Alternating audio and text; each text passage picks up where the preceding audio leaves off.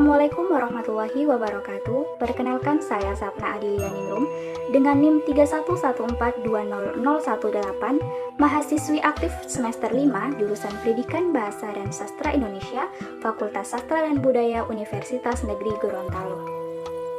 Video ini dibuat untuk memenuhi tugas mata kuliah Pemahaman Lintas Budaya yang diampu oleh Bapak Dr. Herman Didipu SPD MPD untuk memaparkan ragam kebudayaan nasional khususnya di Provinsi Bali.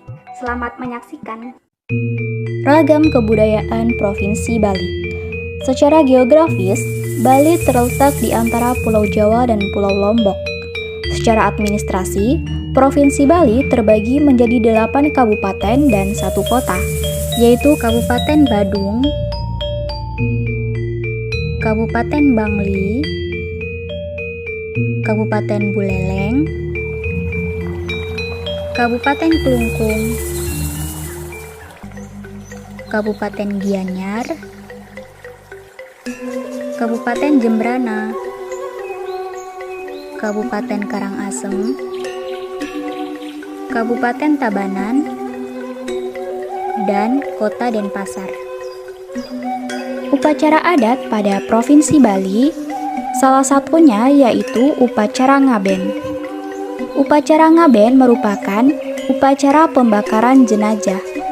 Upacara adat masyarakat Hindu Bali ini sebagai ritual untuk menyempurnakan jenazah saat kembali ke Sang Pencipta. Upacara adat lainnya ada upacara melasti, upacara Hari Raya Saraswati, upacara Mepandes, dan upacara Tumpek Landep. Jenis kebudayaan yang kedua ada pakaian adat. Pakaian adat Bali memiliki banyak ragam dan ciri kekhasan dan fungsinya masing-masing. Pada umumnya, pakaian Bali untuk laki-laki terdiri atas beberapa bagian. Yang pertama ada udeng, yang kedua ada kemeja, dan yang ketiga ada kamben, di mana kamben adalah kain panjang yang digunakan sebagai bawahan untuk menutupi pinggang hingga sejengkal di atas telapak kaki. Untuk wanita terdiri atas kebaya, ada kamben, ada stagen, ada selendang, dan ada gaya rambut, di mana gaya rambut ini memakai hiasan bunga cempaka kuning, bisa juga cempaka putih, dan bunga sandat. Jenis kebudayaan selanjutnya ada rumah adat. Rumah adat pada Provinsi Bali ada beberapa macam. Yang pertama ada balai manten. Rumah balai manten ini dikhususkan untuk ditinggali oleh kepala keluarga dan anak perempuannya. Yang kedua ada balai sekapat. Balai sekapat ini merupakan rumah adat Bali yang difungsikan sebagai tempat bagi para anggota keluarga bersantai bersama. Selanjutnya ada klumpu jineng, yaitu bangunan untuk menyimpan gabah setelah dijemur.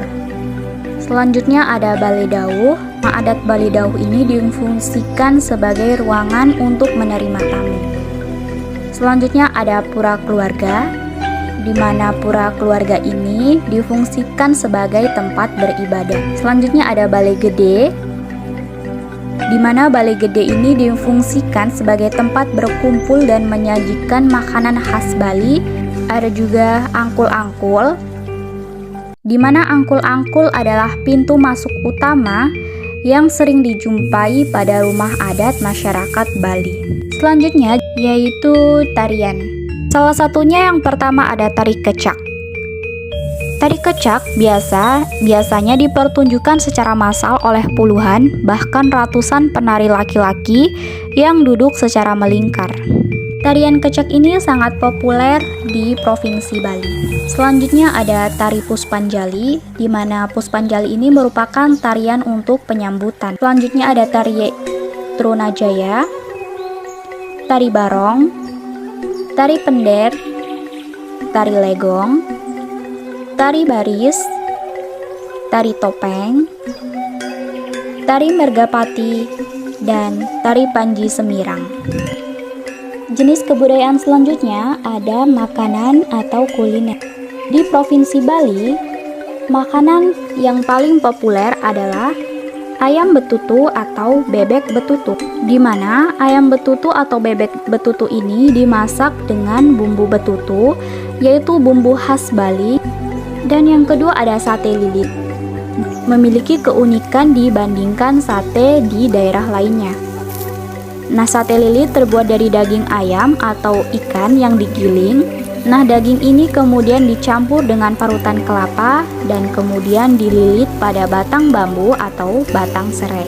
Di Provinsi Bali memiliki bahasa dan suku yang beragam. Bahasa Bali terdiri atas dua dialek, yaitu yang pertama ada dialek Bali Aga atau Bali Mula yang dituturkan oleh penduduk Bali di daerah dataran tinggi di Bali, dan yang kedua ada dialek Bali Dataran yang dituturkan oleh penduduk yang pada umumnya berdiam di daerah dataran rendah di Bali.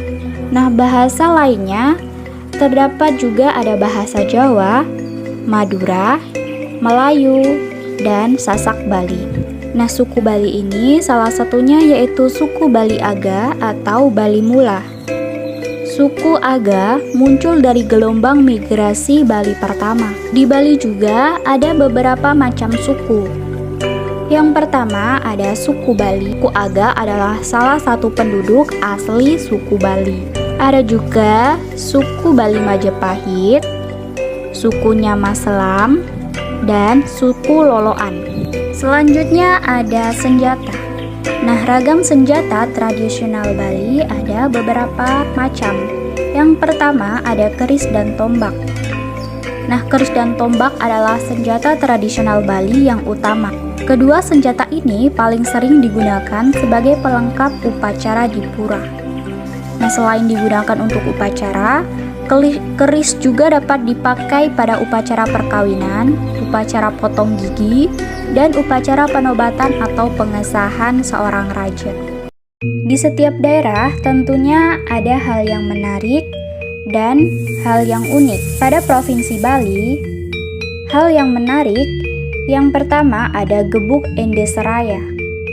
Gebuk Ende adalah salah satu tradisi pada musim kemarau yang hanya ada di Bali, khususnya di Desa Seraya. Tradisi ini dilakukan dengan cara mengorbankan dua orang untuk saling memukul satu sama lain, dan masing-masing dari mereka akan diberi senjata berupa rotan dan alat pelindung. Selanjutnya ada tradisi penggerobongan.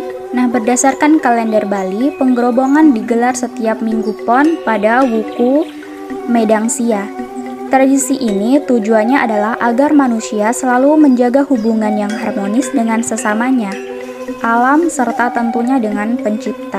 Acara ini dimulai dengan permainan musik tradisional, persembahan bunga, serta penjor-penjor. Nah, selanjutnya pelaku ritual akan bersembayang di pura dan mengelilingi wantilan atau tempat adu ayam.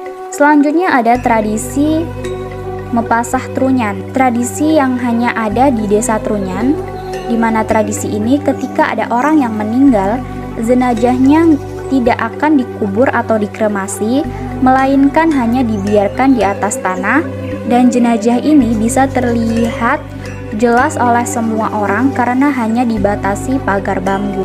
Di suatu daerah tentunya ada hal tabu atau hal yang tidak boleh dilakukan.